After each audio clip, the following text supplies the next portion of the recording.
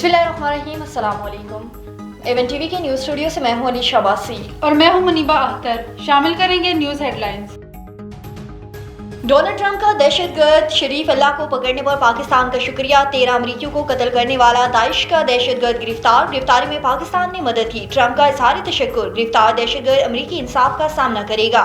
जिनके प्यारे मारे गए, आज उनके अहम दिन है। अफगानिस्तान से अमरीकी फौज का इन्हिराज शर्मनाक हमला था।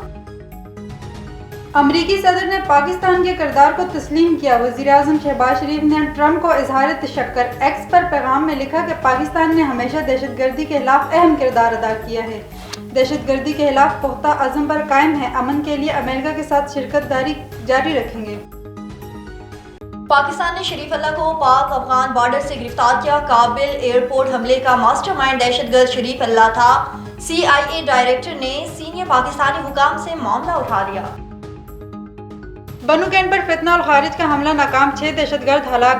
बारूद से बड़ी 2 गाड़ियां कैंट की दीवार से टकरा गई। मुल्हिका बाजार लपेट में आने से 12 शहरी शहीद। दवा के करीबी घर की छत मदहम। मस्जिद में शहीद हाजियों का इस्लाम से कोई ताल्लुक नहीं। क्लियरनेस ऑपरेशन हातमे तक जारी रखेंगे फोर्सेस का अज़म। और सदर वज़ीर आज़म की बन्नू कैंट पर हमले की शदीद मसम्मत। खारिज का हमला नाकाम बनाने पर सिक्योरिटी फोर्सेस को खराज तहसीन। शहबाज शरीफ ने कहा, फितना और खारिज के अज़ाइम कभी कामयाब नहीं होने देंगे। न्यूज़ स्टूडियो से फिल वक्त इतना ही। मज़ीद खबरों और अपडेट्स के लिए देखते रहिए A1 TV। A1 TV, सब पे नजर, अंदर की खबर।